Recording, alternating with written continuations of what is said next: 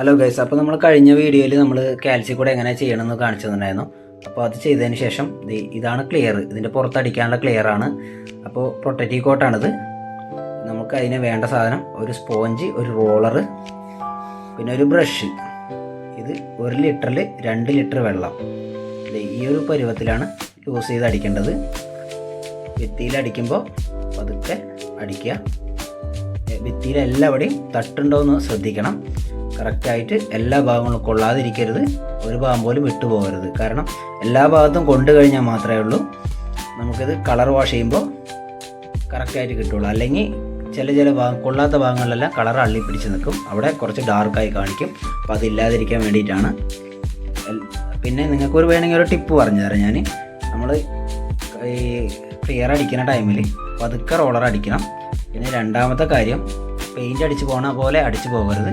പതുക്കെ നമ്മൾ താഴത്തെ നിന്ന് മുകളിലേക്ക് പതുക്കെ പ്രസ് ചെയ്ത് ഉരുട്ടിയാൽ കറക്റ്റായിട്ട് എല്ലാവിടെയും ഫില്ലായി കിട്ടുന്നതാണ്.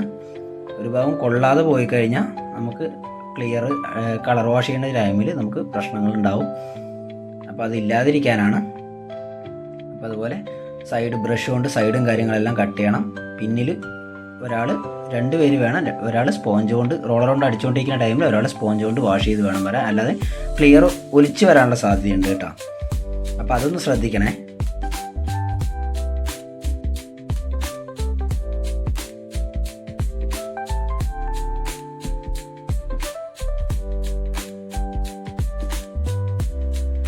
പിന്നെ ഈ ക്ലിയറും കാര്യങ്ങളെല്ലാം ഉണങ്ങിയതിന് ശേഷം ഒരു 4-5 മണിക്കൂർ കഴിഞ്ഞതിന് ശേഷം നമ്മൾ വീണ്ടും ഇതേ സെയിം പ്രൊസീജിയറിൽ തന്നെ ക്ലിയർ നമ്മൾ കളർ ടിൻറ്റ് ചെയ്തെടുക്കണം.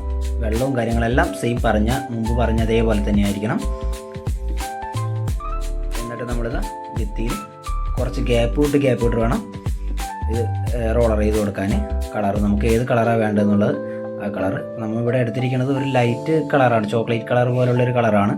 അതുകൊണ്ട് പാറ്റേൺ അധികം വ്യക്തമല്ല. അപ്പോൾ നിങ്ങൾക്ക് വേണ്ട കളർ നിങ്ങൾക്ക് ചൂസ് ചെയ്യാം. റോളർ അടിച്ചുകൊണ്ട് വരുമ്പോൾ ബാക്കിൽ ഒരാൾ സ്പോഞ്ച് കൊണ്ട് വാഷ് ചെയ്ത് വേണം വരാം. കൈ കണ്ടില്ലേ, ആ ചേട്ടൻ ചെയ്യണ പോലെ റൗണ്ട് ചെയ്ത് വേണം ചെയ്യാൻ. എങ്കിലേ ആ പാറ്റേണായിട്ട് കിട്ടുള്ളൂ.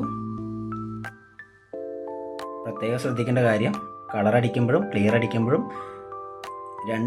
നമ്മൾ ശ്രദ്ധിക്കേണ്ട കാര്യം എന്താണെന്ന് വെച്ച് കഴിഞ്ഞാൽ ഒഴുകാതെ നോക്കണം. പിന്നെ അത് കഴിഞ്ഞ് പതുക്കെ ഒരു തുണിക്ക് ഒപ്പി കൊടുക്കണം.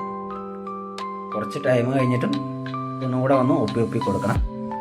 എങ്കിലേ നമുക്ക് കറക്റ്റായിട്ട് പാറ്റേണും കാര്യങ്ങളും കിട്ടുള്ളൂ. അല്ലെങ്കിൽ ഒലിച്ചു പോകും. അപ്പോൾ വീഡിയോ ഇത്രയേ ഉള്ളൂ. വീണ്ടും അടുത്ത വീഡിയോ ആയിട്ട് വരാം. Okay, by.